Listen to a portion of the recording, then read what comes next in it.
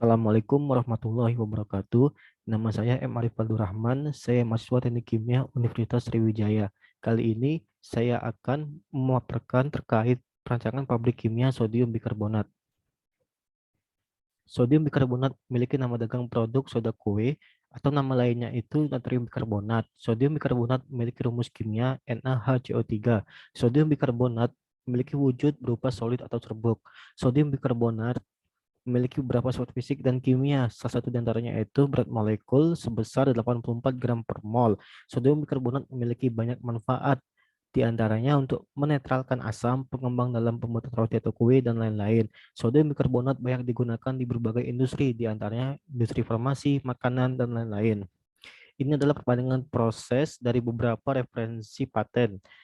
Pada paten pertama, dijelaskan bahwa proses untuk menghasilkan natrium karbonat dan natrium karbonat menggunakan larutan natrium hidroksida yang berasal dari proses elektrolisis oleh larutan natrium klorida yang terjadi pada reaktor sel listrik.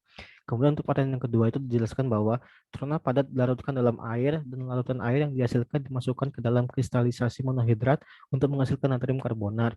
Pada paten ketiga dijelaskan bahwa solid powder berupa natrium sesquicarbonat yang berasal dari biji trona dikalsinasi terlebih dahulu menjadi minyak mentah. Natrium karbonat kemudian dilarutkan dalam air. Larutan air yang dihasilkan dimurnikan dan diumpan ke crystallizer di mana kristal natrium karbonat monohidrat murni. Kristal monohidrat dipisahkan dari larutan induk dan kemudian dikeringkan menjadi natrium karbon anhidrat. Cairan pembersih kloran crystallizer dikarbonasi pada reaktor dengan penambahan karbon dioksida yang akan dihasilkan natrium bikarbonat. Pada paten keempat dijelaskan bahwa proses untuk menghasilkan sodium bikarbonat dari puslikor yang mengandung sodium bikarbonat sebagai bahan baku. Bahan baku disimpan di dalam feed tank untuk kemudian dipanaskan di heating unit.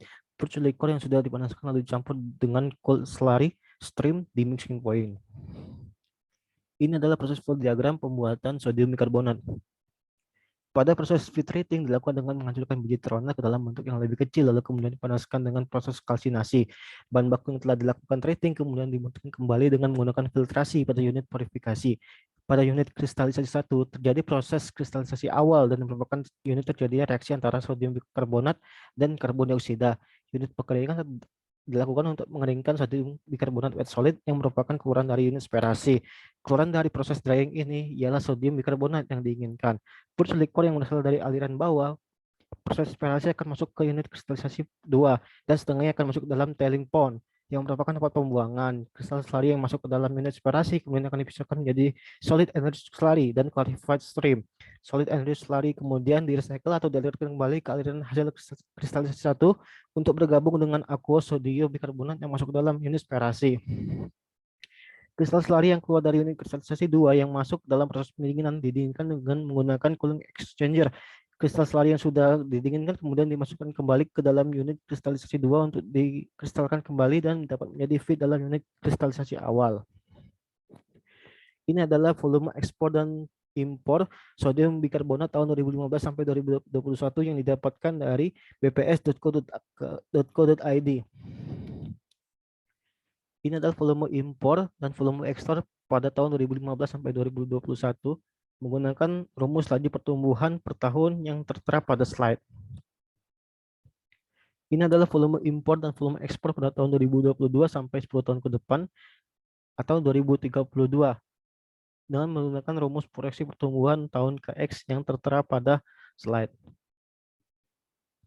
Setelah kita mengetahui volume impor dan volume ekspor, kita dapat mengetahui M kapasitas tahun 2032 dengan rumus volume impor dikurang volume ekspor. Didapatkan hasil sebesar 178.658,5953 ton. Kemudian kita dapat mengetahui kapasitas produksinya dengan mengalihkan 0,5 sehingga didapatkan hasil sebesar 89.329,29763 ton pada tahun 2032. Artinya, kebutuhan impor lebih tinggi daripada kebutuhan ekspor pada tahun 2032. Kebutuhan impor yang sangat besar membuat peluang untuk membuka pabrik dengan konsumen tinggi sangat bagus di Indonesia. Oleh karena itu, besar kapasitas produksi di Indonesia dapat mencapai